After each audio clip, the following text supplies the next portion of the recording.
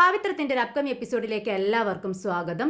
ഒരു ദിവസം വിക്രമും വേദയും വീട്ടിലേക്ക് ബൈക്കിൽ വരുന്ന സമയത്ത് വഴിയിൽ വെച്ച് ഒരു പോലീസുകാരൻ വണ്ടിക്ക് കൈ കാണിക്കുന്നുണ്ട്. വിക്രം പെട്ടെന്ന് വണ്ടി നിർത്തുന്നുണ്ട്. പോലീസുകാരൻ വണ്ടിയുടെ കീ പെട്ടെന്ന് കൈക്കലാക്കുകയാണ്. എന്താ സാറേ ഈ കാണിക്കുന്നത്? എന്ത് പറ്റി? എന്തിനാ വണ്ടിയുടെ കീ എടുത്തത്? വണ്ടിയുടെ RC ബുക്കും ഇൻഷുറൻസ് പേപ്പറും കാണിച്ചു തരാനാണെങ്കിൽ അതെൻ്റെ കയ്യിലുണ്ട്. എന്തിനാ സാറേ കീ എടുത്തതെന്ന് ചോദിക്കുക. വിക്രമിന് ഭയങ്കര ദേഷ്യം വരുന്നുണ്ട്. എന്നാൽ ഈ ദേഷ്യം കണ്ടിട്ട് പോലീസുകാരൻ അതിലേറെ ദേഷ്യം പിടിച്ചു നിൽക്കുകയാണ്. ഓഹോ, എങ്കിൽ കാണിക്കടാ നിന്റെ ബുക്കും പേപ്പറൊക്കെ ഇങ്ങ് എടുക്ക് കാണട്ടെ എന്ന് പറയാണ്. പെട്ടെന്ന് തന്നെ വിക്രം പേപ്പേഴ്സ് എല്ലാം കാണിച്ചു കൊടുക്കുന്നുണ്ട്. ഉടനെ തന്നെ അടുത്ത അടവെടുക്കുകയാണ് പോലീസുകാരൻ. എവിടെയാടാ നിന്റെ ഹെൽമെറ്റ് ഇല്ലാതെയാണോടാ വണ്ടി ഓടിക്കുന്നത്? എന്നാൽ ഒരു 2000 രൂപ ഇങ്ങ് എടുക്ക്, എന്നിട്ട് വണ്ടിയുമായി പോയിക്കോ എന്ന് പറയാണ്. ഉടനെ തന്നെ വിക്രമും വേദയും പരസ്പരം നോക്കുവാണ്. ഒരു ഹെൽമെറ്റ് ഇല്ലാത്തതിന് 2000 രൂപയോ? വിക്രം അത് തുറന്ന് ചോദിക്കുകയാണ് ചെയ്യുന്നുണ്ട്. എന്താ സാറേ, ഹെൽമെറ്റ് ഇല്ലാത്തതിന് പെറ്റിയടിക്കുന്നത് 500 രൂപയല്ലേ? ഞങ്ങൾക്കും നിയമമൊക്കെ അറിയാം. ഇത് കേട്ടതും പോലീസുകാരന് ദേഷ്യം വന്ന്, ഓഹോ നീ എന്നെ നിയമം പഠിപ്പിക്കുവാണോ എന്നും ചോദിച്ചുകൊണ്ട് കൈ വീശുകയാണ് വിക്രമിന് നേരെ. ആ കയ്യിൽ കയറി അങ്ങ് പിടിക്കുന്നുണ്ട് വിക്രം. പോലീസുകാരനാണെങ്കിൽ വേദന കൊണ്ട് പുളയുന്നുണ്ട്. കൈ എടുക്കട, എനിക്ക് കൈ വേദനിക്കുന്നു, വിടടാ എന്ന് പറയുന്നുണ്ട്.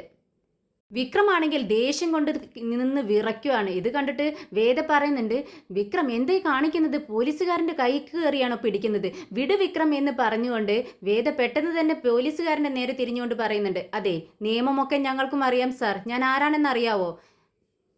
എൻ്റെ പേര് വേദ, ശങ്കരനാരായണൻ്റെ മകളാണ് ഞാൻ. ഇത് കേട്ടതും പോലീസുകാരൻ ഒന്ന് ഞെട്ടുന്നുണ്ട്. എന്നിട്ട് പറയുന്നുണ്ട്, സോറി മാഡം, സോറി സാർ, ഞാൻ ആളറിയാതെ ചെയ്തു പോയതാ, സോറി, എന്നെ വിട്ടേക്കേ എന്ന് പറയാണ്. വേദ പെട്ടെന്ന് തന്നെ ഞാൻ അച്ഛനെ വിളിക്കുകയാണെന്ന് പറഞ്ഞ് ഫോൺ എടുക്കുന്നുണ്ട്. വേദയുടെ കാല് പിടിക്കുന്ന പോലെ പോലീസുകാരൻ പറയുന്നുണ്ട്, വിളിക്കരുത് സാർ, മോളെ എൻ്റെ ജോലി തെറിക്കും, ഇതാരോടും പറയരുത് എന്ന് പറയാണ്. ഉടനെ തന്നെ വേദ പറയുന്നുണ്ട്, ശരി, നിയമത്തിൻ്റെ വഴിക്ക് പോട്ടെ, ഞങ്ങൾ ഹെൽമെറ്റ് ധരിച്ചിട്ടില്ല, അത് ഒരു തെറ്റ് തന്നെയാണ്, അതിന് നിങ്ങൾ 500 രൂപ ഞങ്ങൾ പിഴ അടച്ചോളാം സാർ. പെട്ടെന്ന് തന്നെ അതിൻ്റെ റെസിപ്റ്റും തരൂ എന്ന് പറഞ്ഞുകൊണ്ട് വിക്രം പെട്ടെന്ന് തന്നെ 500 രൂപ എടുത്ത് കൊടുക്കുന്നുണ്ട്. അങ്ങനെ വിക്രമും വേദയും പെട്ടെന്ന് തന്നെ വീട്ടിലേക്ക് വരുവാണ്. വഴിയിൽ വെച്ച് വേദ ദർശന് വിളിക്കുന്നുണ്ട്. ദർശൻ ഒരു ഇൻസ്പെക്ടർ ഞങ്ങളോട് ഇങ്ങനെ മര്യാദയില്ലാതെ വഴിയിൽ വെച്ച് പെരുമാറിയിട്ടുണ്ട്. അവിടെ വെച്ച് നടന്ന സംഭവങ്ങളെല്ലാം ദർശന വിളിച്ച് പറയാണ്. എന്തായാലും പെട്ടെന്ന് തന്നെ ഒരു ആക്ഷൻ എടുക്കണം. വളരെ പാവപ്പെട്ട ജനങ്ങളോടും അദ്ദേഹം ഇങ്ങനെ തന്നെയല്ലേ പെരുമാറുന്നത്, അതുകൊണ്ട് തന്നെ നീ ആക്ഷൻ എടുക്കണം എന്ന് പറയാണ്. അങ്ങനെ ഫോൺ കട്ടാക്കുന്നുണ്ട്. വിക്രമാണെങ്കിൽ വണ്ടിയിൽ നിന്നും ഇറങ്ങുന്നില്ല, ബൈക്കിൽ തന്നെ ഇരിക്കുകയാണ്. ദേഷ്യം വന്നിട്ട് ഇങ്ങനെ എന്തോ ആലോചിച്ചുകൊണ്ടിരിക്കുകയാണ്. വേദ ചോദിക്കുന്നുണ്ട്, എന്താ വിക്രം, നിന്റെ ദേഷ്യം ഇതുവരെ മാറിയില്ലേ? നീ അത് വിട്, നീ ഇങ്ങോട്ട് ഇറങ്ങ്, വീട്ടിലേക്ക് വാ എന്ന് പറയുന്നുണ്ട്. എന്താ ദേഷ്യം വരാതിരിക്കോ? അമ്മാതിരി സംഭവമല്ലേ അവിടെ നടന്നത്, ഇതൊക്കെ അങ്ങ് വെറുതെ വിടാൻ പറ്റുമോ വേദേ? അതിനല്ലേ ഞാൻ ദർശനം വിളിച്ച് പറഞ്ഞിരിക്കുന്നത്, എല്ലാം നിയമത്തിൻ്റെ വഴിക്ക് ഞാൻ വിട്ടിട്ടുണ്ട്, അവനെല്ലാം അന്വേഷിച്ച് വേണ്ടത് ചെയ്തോളാം എന്ന് പറഞ്ഞുകൊണ്ട് രണ്ടുപേരും അകത്തേക്ക് കയറി ചെല്ലുകയാണ്. എന്നാൽ അകത്തേക്ക് കയറി ചെല്ലുന്ന സമയത്ത് അവർ കാണുന്നത് വേറൊരു അംഗമാണ്. അവിടെ നന്ദിനിയും വിനയനും വിശ്വത്തിൻ്റെ മോളും മാത്രമേ ഉള്ളൂ. നന്ദിനിയാണെങ്കിൽ ഭീഷണിപ്പെടുത്തുകയാണ് മോളെ, മുണ്ടരുത്, ചുണ്ടിലിങ്ങനെ വിരൽ വെച്ച് ഇരുന്നോളാം, മിണ്ടിയാൽ ഞാൻ നിന്നെ ശരിയാക്കും, അടുപ്പത്ത് വെച്ച് നിന്നെ കറിയാക്കി തീർക്കും ഞാൻ എന്നൊക്കെ പറഞ്ഞ് ഭീഷണിപ്പെടുത്തുന്ന രംഗമാണ് വേദ കാണുന്നത്. എന്താ ചേച്ചി ഇത്? ഈ പിഞ്ചു കുഞ്ഞിനോടാണോ ചേച്ചി ഇങ്ങനെയൊക്കെ സംസാരിക്കുന്നത്? എന്താ മോളെ, എന്ത് പറ്റി എന്ന് വേദ ചോദിക്കുമ്പോഴേക്കും മോൾ ഓടി വന്ന് വേദയെ വേദാമ്മ എന്ന് വിളിച്ചുകൊണ്ട് കെട്ടിപ്പിടിക്കുകയാണ്. നന്ദിനി പറയുന്നുണ്ട്, ഇത് കൊച്ചു കുഞ്ഞോ, കലപില എന്ന് സംസാരിച്ചുകൊണ്ടേ ഇരിക്കുന്നു, എന്തിനാ ഇതിനെ എൻ്റെ അടുത്ത് നിർത്തിക്കൊണ്ട് നിങ്ങൾ പോയത്? ഓ നിങ്ങൾ വന്നല്ലോ, ആശ്വാസമായി, എൻ്റെ ചെവിക്ക് ഒരു റെസ്റ്റും ഉണ്ടായിരുന്നില്ല, എൻ്റെ വായ്ക്കും റെസ്റ്റ് ഇല്ല എന്നും പറഞ്ഞുകൊണ്ട് നിൽക്കുകയാണ്. ഇത് കേട്ടതും വിനയം പറയുന്നുണ്ട്, ഓ ഭാഗ്യം നന്ദിനി, നീ പഠിച്ച വല്ല ടീച്ചറും ആയിരുന്നെങ്കിൽ ആ കുട്ടികളുടെ അധോഗതിയായേനെ എന്ന് പറയാ. ഇത് കേട്ടിട്ട് നന്ദിനി പറയുന്നുണ്ട്, ഓ നിങ്ങളും എന്നെ കളിയാക്കാൻ തുടങ്ങിയോ? ഇത് കേട്ടതും വിനയൻ ചുണ്ടത്ത് വിരൽ വെച്ച് മിണ്ടാതെ നിൽക്കുവാണ്. ഉടനെ തന്നെ വേദ മോളോട് ചോദിക്കുന്നുണ്ട്, എന്ത് പറ്റി മോളെ, നീ എന്താ ചെറിയമ്മയെ ബുദ്ധിമുട്ടിച്ചോ, എന്തെങ്കിലും പറഞ്ഞിട്ട്, അതോ വികൃതി കാണിച്ചോ എന്ന് ചോദിക്കുമ്പോൾ മോള് പറയുന്നുണ്ട്, ഞാൻ ഒന്നും ചെയ്തില്ല വേദാമ്മേ, ഈ ചെറിയമ്മ ഉണ്ടല്ലോ എന്നെ ഭീഷണിപ്പെടുത്തുമായിരുന്നു, എന്നെ അങ്ങനെ ചെയ്യും, എന്നെ ഇങ്ങനെ ചെയ്യും എന്നൊക്കെ പറഞ്ഞ്. എന്തിനാണെന്ന് അറിയാവോ? ഞാൻ ചെറിയ വേദാമ്മ എന്നോട് പറഞ്ഞില്ലേ, കൺട്രീസിൻ്റെ പേരൊക്കെ പഠിക്കാൻ ഞാനതെല്ലാം പഠിച്ചു. എന്നിട്ട് ബുക്ക് കൊണ്ടുപോയി നന്ദിനി ചെറിയമ്മയുടെ അടുത്ത് പറഞ്ഞു ഇതെല്ലാം എന്നോടൊന്ന് ചോദിക്കാൻ, കാണാതെ ഞാൻ പറഞ്ഞു തരാമെന്ന് പറഞ്ഞു. അപ്പോഴേക്കും നന്ദിനി ചെറിയമ്മ എന്നെ അങ്ങ് വഴക്ക് പറയാൻ തുടങ്ങി. ദേ ഇത്രയും നേരം എന്നെ വഴക്ക് പറയായിരുന്നു, വേറെ ഒന്നും ഞാൻ ചെയ്തില്ല എന്ന് പറയാണ്. ഇത് കേട്ടതും വിക്രം പറയുന്നുണ്ട്, അതേ എന്താണെന്നറിയാവോ മോളെ, ഈ ചെറിയമ്മക്കുണ്ടല്ലോ ഇംഗ്ലീഷ് അറിയത്തില്ല. ഇത് കേട്ടതും മോൾ അങ്ങ് പൊട്ടിച്ചിരിക്കുകയാണ്. വേദയും ചിരിക്കുന്നുണ്ട്. അപ്പോൾ മോള് ചോദിക്കുന്നുണ്ട്, അങ്ങനെയാണ് ചെറിയമ്മേ, അപ്പോൾ സ്കൂളിലൊന്നും പോയിട്ടില്ല ചെറിയമ്മ എന്ന് ചോദിക്കുക. ഇത് കേട്ടതും നന്ദിനിക്ക് ആകെ വഷളാവുകയാണ്, ആകെ ചമ്മി നാറി നിൽക്കുകയാണ്. പെട്ടെന്ന് പറയുന്നുണ്ട്, അതെ ഞാനേ ഇംഗ്ലീഷൊക്കെ പഠിച്ചിട്ടുണ്ട്. A for apple, B for biscuit, ഇതൊക്കെ എനിക്കും അറിയാം എന്ന് പറയാണ്. വീണ്ടും അവിടെ ഒരു പൊട്ടിച്ചിരി സംഭവിക്കുകയാണ്. വിനയനും അറിയാതെ ചിരിച്ചു പോകുന്നുണ്ട്. നന്ദിനിയുടെ നോട്ടം കണ്ട് പിന്നെ വിനയൻ തനിക്ക് പറ്റിയ അമളി ആലോചിച്ചിട്ട് മിണ്ടാതെ നിൽക്കുവാണ്.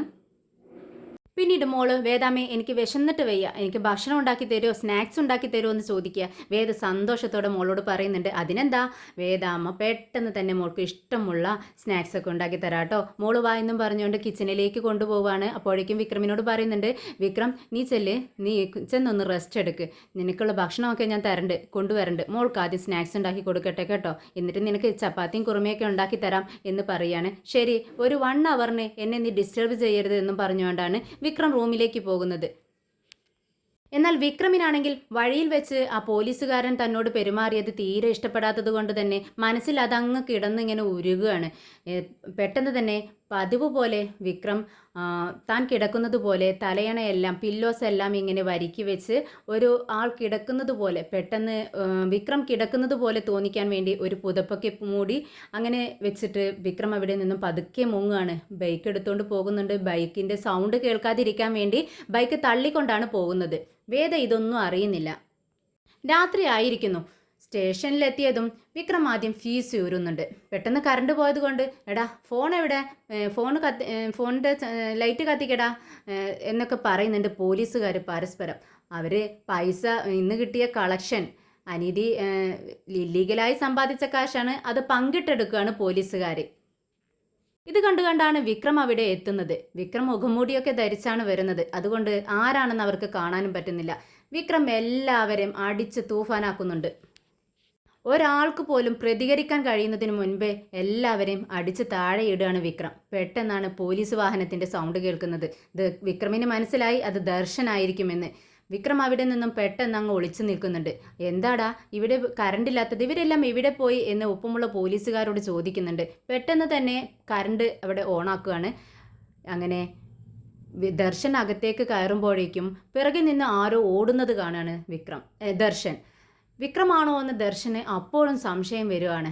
വിക്രം പിറകിൽ നോക്കുമ്പോൾ വിക്രമിനെ പോലെ തന്നെ നിൽക്കടാ എന്ന് പറഞ്ഞുകൊണ്ട് കുറച്ച് ദൂരം ഓടുന്നുണ്ട്. പക്ഷേ വിക്രമിനെ കയ്യിൽ കെട്ടുന്നില്ല.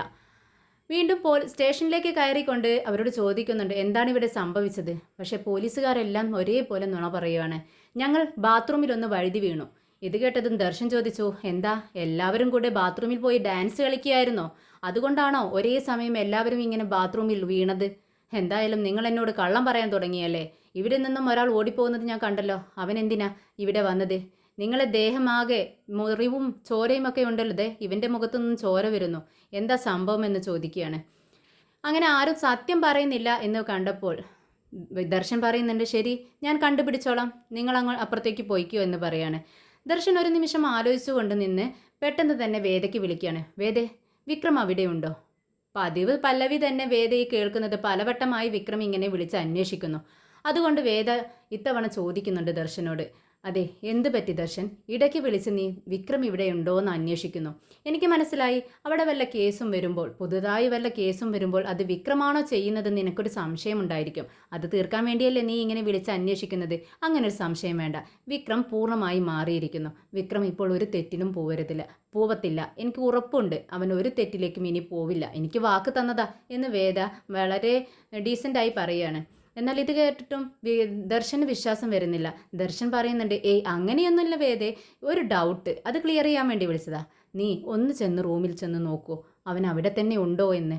പെട്ടെന്ന് വേദ ശരി നിന്റെ സംശയം ഞാൻ തീർത്തേക്കാം എന്നും പറഞ്ഞ് റൂമിലേക്ക് പോകാൻ വേണ്ടി നിൽക്കുന്ന സമയത്ത് റൂമിൽ നിന്നും ഇറങ്ങി വരുന്ന വിക്രമിനെയാണ് വേദ കാണുന്നത്. ഉടനെ തന്നെ വേദ പറയുന്നുണ്ട്, ഓ നിന്റെ സംശയം എന്തിനാ തീർക്കാൻ വേണ്ടി ഞാൻ റൂമിലേക്ക് പോകുന്നത്, ദേ നീ അന്വേഷിച്ച ആളിതാ വരുന്നു എന്നും പറഞ്ഞ് തൻ്റെ ഫോൺ എടുത്ത് വിക്രമിന് നേരെ നീട്ടുവാണ്. ദേ ദർശനാണ്, നീ സംസാരിക്കേ എന്ന് പറയാണ്. ഹലോ എന്താ സാർ എന്ന് വിക്രം ചോദിക്കുന്നുണ്ട്.